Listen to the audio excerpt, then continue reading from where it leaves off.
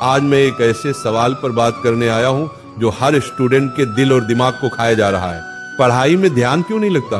हाँ, वही सवाल जो हर कोई अपने आप से पूछता है। किताब खोलते ही आंखें मोबाइल की तरफ क्यों चली जाती हैं? पढ़ने बैठो तो दिमाग में ख्यालों का मेला क्यों लग जाता है? और सबसे बड़ी बात, दिल पढ़ाई को बोझ क्यों मानने लगता है? बच्चों, मन कोई राक्षस नहीं है, मन तो बस एक छोटा बच्चा है। बच्चा हमेशा वहीं भागता है जहां उसे मजा आता है।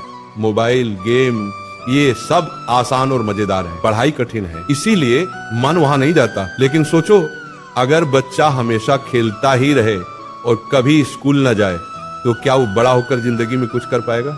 नहीं, बिल्कुल नहीं। ध्यान क्यों भटकता है? क्योंकि सपना साफ नहीं, सपना बड़ा नहीं है। अगर तुम्हें डॉक्टर बनना है और सच में उस सफेद कोट को पहनने की भूख सीने में जल रही है तो किताबों की मोटी लाइनें भी तुम्हें सोने से ज्यादा प्यारी लगेंगी।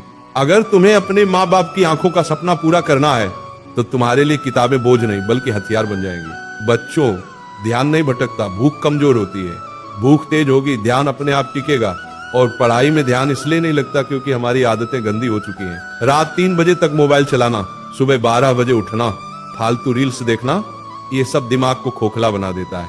जैसे कोई खेत खरपतवार से भर जाए तो फसल नहीं उग सकती, वैसे ही तुम्हारा दिमाग फालतू चीजों से भरा हुआ है और जब तक इसे साफ नहीं करोगे पढ़ाई में ध्यान कभी नहीं लगेगा। मान लो एक खिलाड़ी है, उसे दौड़ जीतनी है, लेकिन हर दिन वो जंक फूड खाता है, सुबह देर से उठता है, प्रैक्टिस के बजाय मोबाइल चलाता है, तो क्या वो खिलाड़ी जीत सकता है? नहीं। ठीक यही हाल तुम्हारा है।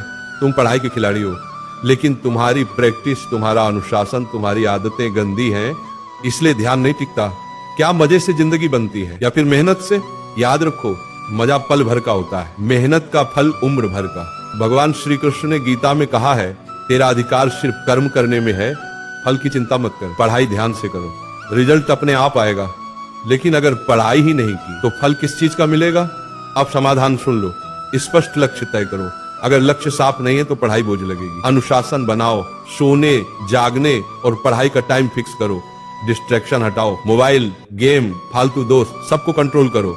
छोटी जीतें हासिल करो। रोज 2 घंटे लगातार पढ़ो, फिर बढ़ाओ।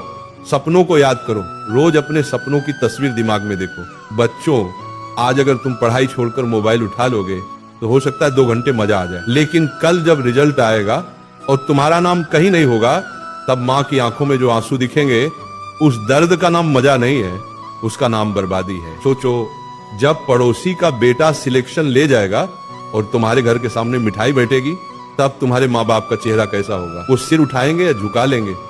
अगर इस सोच से भी तुम्हारे सीने में आग नहीं लगती तो मान लो तुम्हारे सपने मर चुके हैं। ध्यान क्यों भटकता है सवाल नहीं है, सवाल ये है कि तुम ध्यान को पकड़ कर रखोगे या नहीं।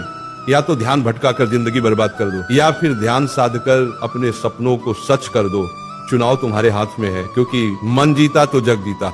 आज से वादा करो, पढ़ाई मेरी पूजा है, सपना मेरी आराधना है, अनुशासन मेरा धर्म है और सफलता ही मेरा ईश्वर है।